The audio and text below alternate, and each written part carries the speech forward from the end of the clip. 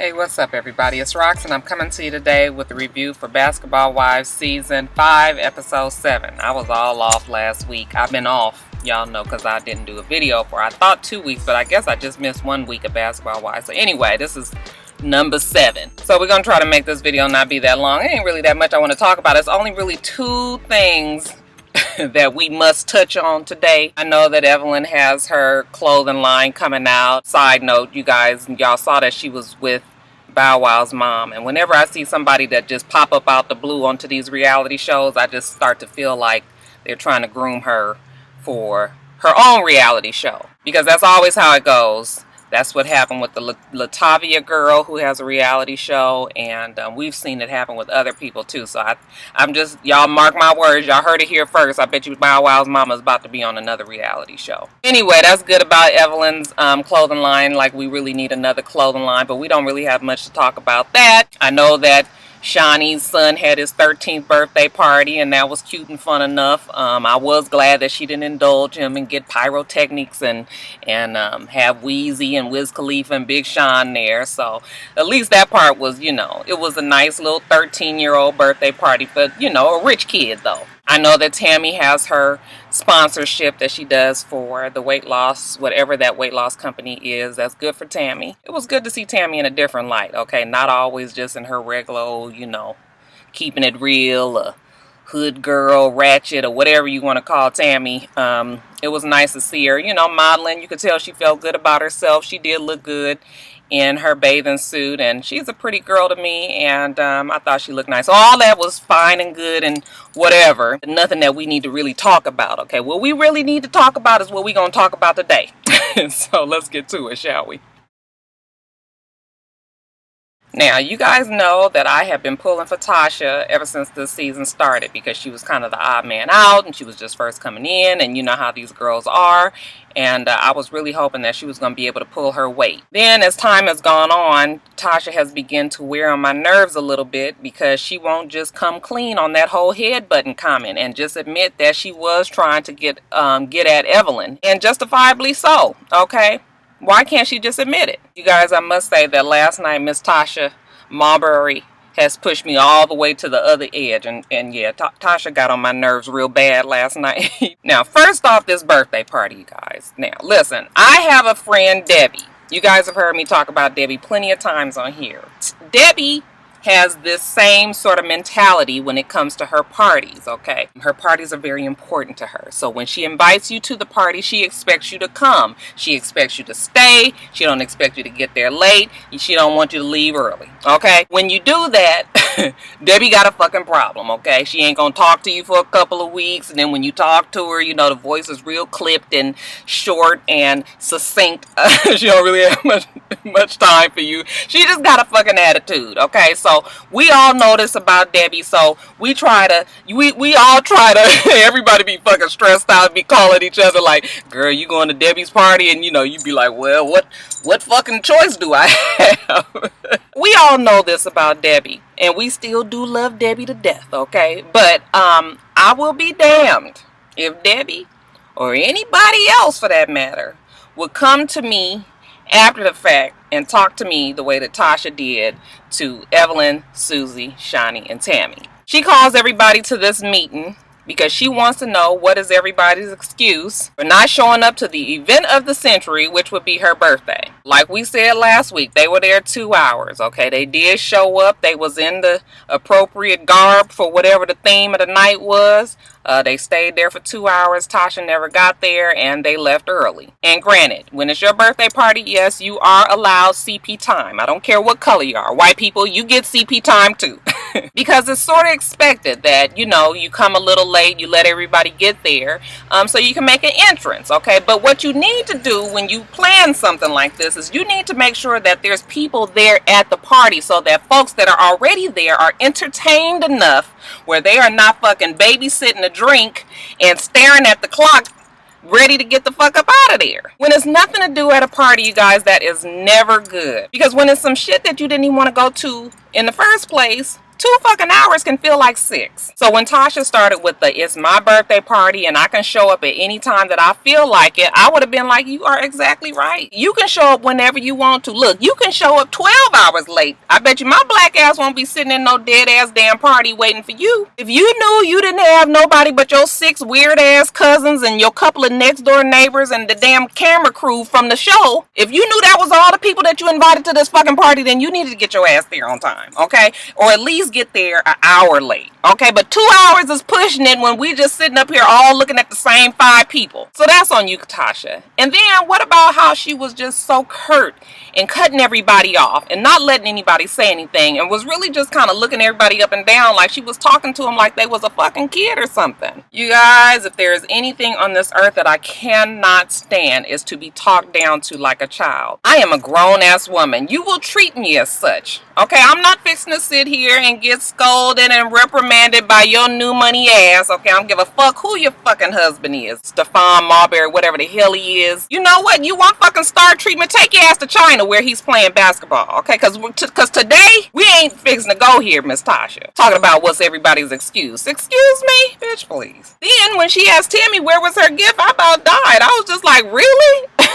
You could actually sit there and ask somebody for a gift for you? What if they didn't plan on bringing you a goddamn gift? Tasha talking about, yeah, it's still her birthday month and she's accepting gifts for the whole month or whatever the fuck the month was. If I was Tammy, I'd have been like, bitch, I ain't buying you no fucking gift. You so fucking rich, go buy your own goddamn gift. But what really made me laugh was after she had then sat there and went off on everybody and was quite rude. Then she turns around and was like, okay, well, enough of that. What did you guys think of the grand opening the other night?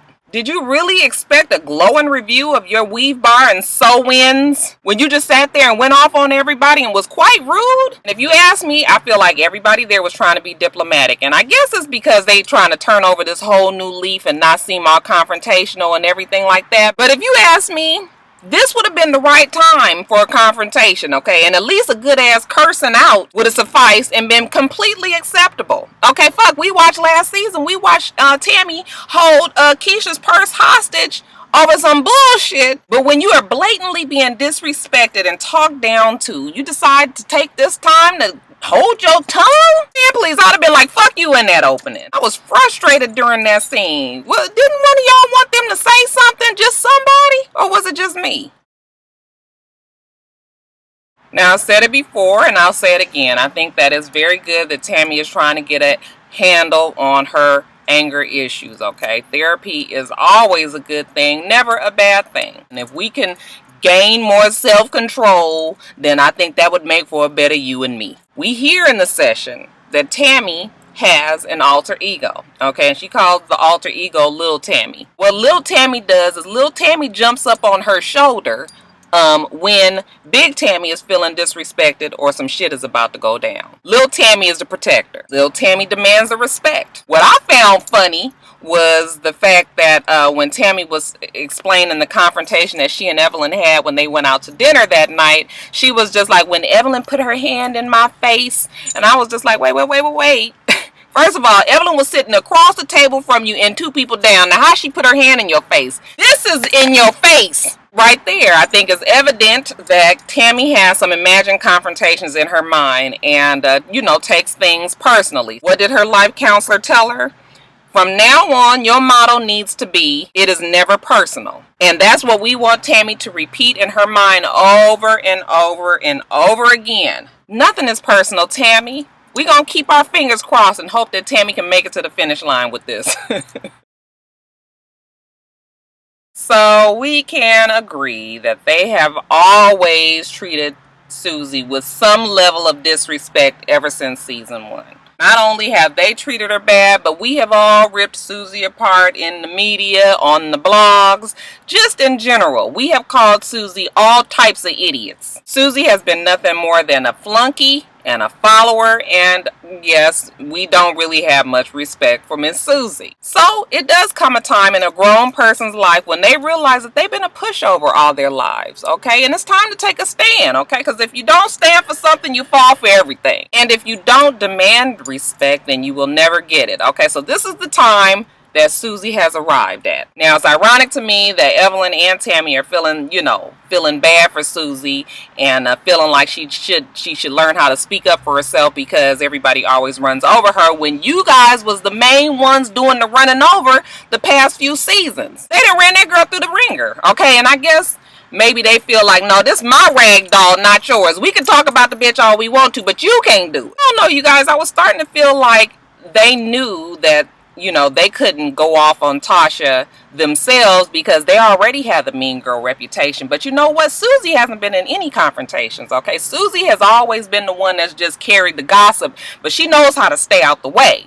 So, I feel like they used Susie like they always do and made her be the bad guy, go after Tasha for the things that they wanted to say, but they knew that their image could not withhold. So what they did is they pumped that stupid ass Susie's head up and made her go after that girl Tasha. Now listen, we're gonna have a little sit down with Susie. That's the name of this segment right here. Sit down with Susie.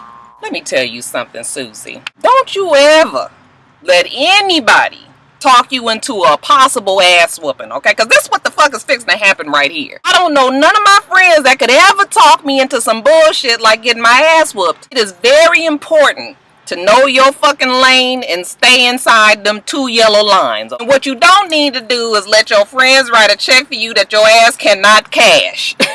And you guys know we've seen it before, okay? Back in high school, junior high school days, okay? It was a big fight that was gonna go down. This one girl, they done pumped old girl up all day. Let's call her Michelle. We done told Michelle all day from periods 1 through period 6 that she gonna whoop so-and-so's ass, okay? We done got her all hyped up. Everybody know about the big fight. Michelle fixing to whoop so-and-so's ass, okay? Michelle is totally ready to go beat some ass, okay? The bell rings after school. Everybody go to the side of the school because it's fixing to go down. And then when Michelle get over there with old girl proceeds to stomp her ass out, choke her out, fuck her up. Michelle don't know if she coming or going, okay? But Michelle was all pumped up and riled up just 10 minutes before the fucking bell rang. It's ugly, you guys. They done snatched her fucking necklace off. Goddamn shirt is tore off their shoulder. One of her shoes is missing. Her eye is swollen. They done pulled the goddamn earring out. Her earlobe is bleeding. See, and that's what we call letting your friends write a check that your ass can't cash, okay?